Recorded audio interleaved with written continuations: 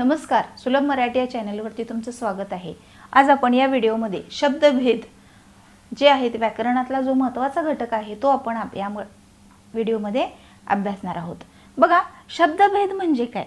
आता शब्दभेद म्हणजे दोन शब्दातील फरक। शब्दभेद म्हणजे दोन शब्दातील फरक। तर या शब्दभेदाचं वर्गीकरण आपण या व्हिडिओमध्ये अभ्यासणार आहोत। जर तुम्ही या चॅनलवरती नवीन असाल तर सबस्क्राइब करा। बघा, शब्दभेदाचे वर्गीकरण आपल्याला या ठिकाणी पाहायचं आहे। मग वर्गीकरण करत असताना चार मुद्द्यांमध्ये या ठिकाणी आपल्याला वर्गीकरण केलेलं दिसतं, चार प्रकारामध्ये वर्गीकरण केलेलं दिसतं। आता शब्दभेद, भेद या शब्दाचा अर्थ आपण काय बघितला तर फरक, दोन शब्दांमधला फरक काय असतो तो आपल्याला या चार वर्गीकरणामधून स्पष्ट केलेला आहे। आता पहिला बघा त्याच्यामधला प्रकार आहे तो म्हणजे वर्गीकरण आहे ते म्हणजे शब्दांचे उच्चार साधर्म्य। आता शब्दाचे उच्चार साधर्म्य, आता साधर्म्य या शब्दाचा अर्थ असा आहे की साधर्म्य म्हणजे सारखेपणा।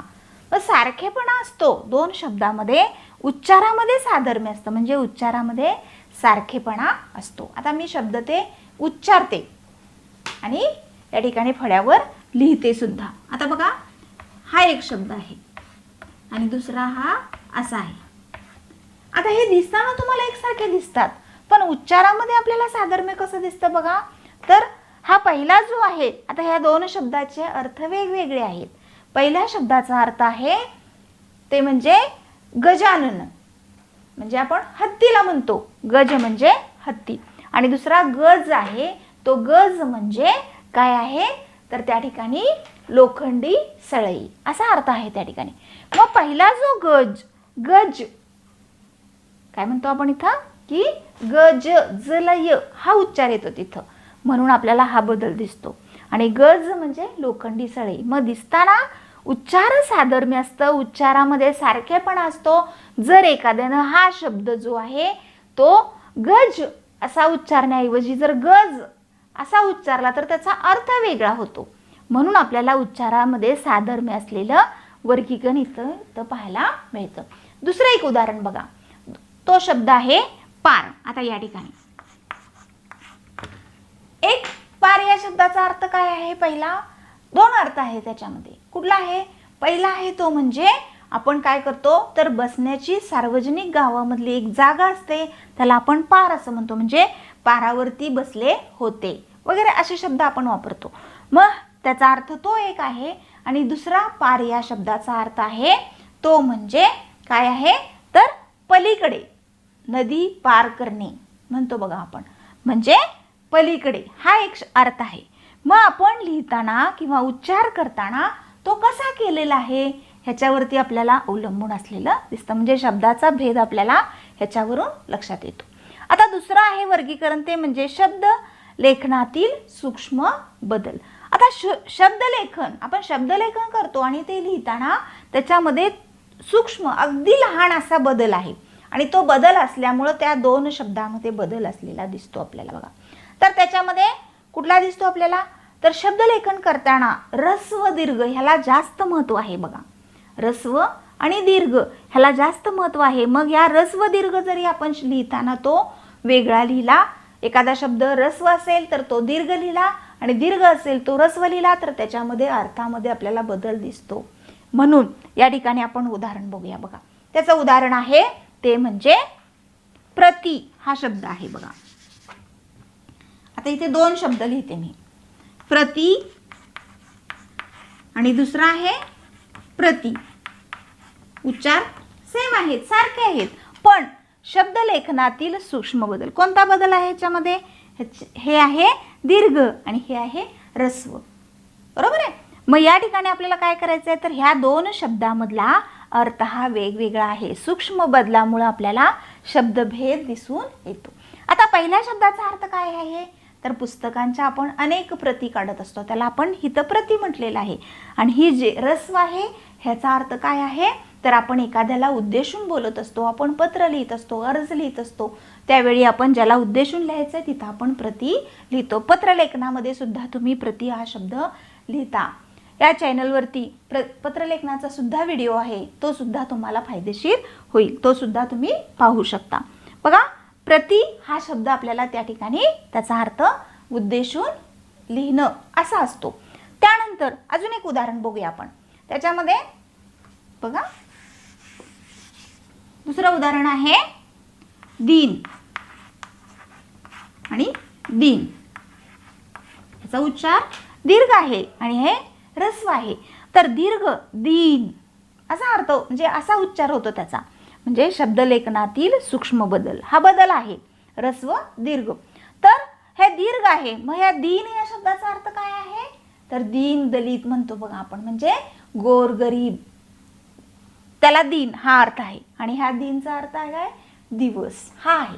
म्हणजे आपल्याला शब्दलेखनातील सूक्ष्म बदलामुळे हा असा शब्दामध्ये भेद असलेला दिसतो. त्यानंतर तिसरं आहे बघा वर्गीकरण, ते म्हणजे शब्दांच्या संदर्भाची अचूक जाण असली पाहिजे. म्हणजे शब्दाचा संदर्भ काय म्हणून आलेला आहे, तिथं त्या वाक्यामध्ये काय म्हणून आलेला आहे, त्याची अचूक जाण असली पाहिजे आपल्याला, त्याची जाणीव असली पाहिजे. कोणता शब्द कुठं वापरावा, संकेत असतात त्याचे, संदर्भ आणि संकेत हे आपल्याला व्यवस्थित करता आले पाहिजेत. त्याच्यामध्ये जर अंतर दिलं तर त्याचा अर्थ पूर्णपणे बदलून जातो. आता उदाहरण बघूया आपण. त्याचं उदाहरण बघा,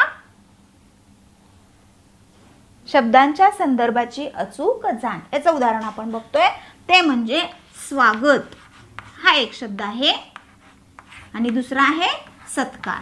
हे दोन शब्द आहेत. आता आपल्याला काय बघायचं आहे, तर शब्दांच्या संदर्भाची अचूक जाण.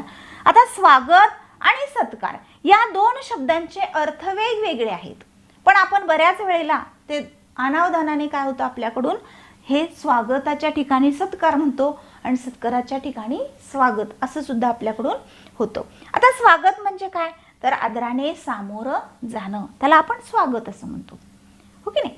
त्यानंतर सत्कार. सत्कार म्हणजे काय असतं, तर कार्याबद्दल उचित सन्मान केलेला असतो, त्याला आपण सत्कार असं म्हणतो.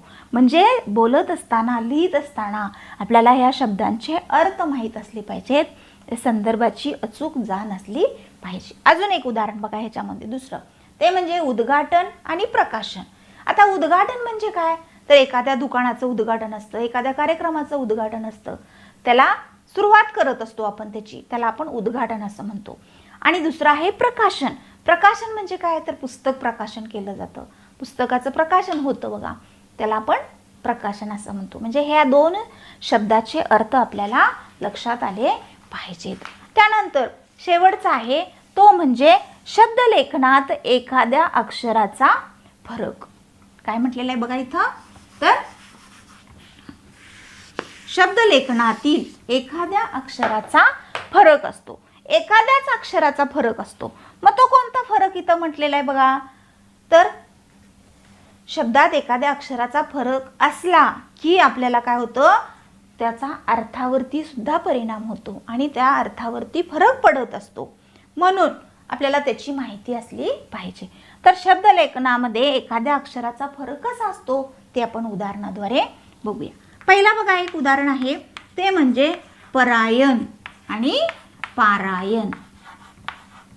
आता ह्याच्यामध्ये काय बदल दिसतो तुम्हाला बघा, तर पहिल्या शब्दामध्ये आपल्याला परायण असं आहे आणि दुसऱ्यामध्ये पारायण हा बदल आहे. म्हणजे इथं फक्त काय झाले, तर हा जो काना आहे हा काना आपल्याला इथं आलेला जादा दिसतो. मग ह्या शब्दाचा अर्थ आणि ह्या शब्दाचा अर्थ वेगळा आहे.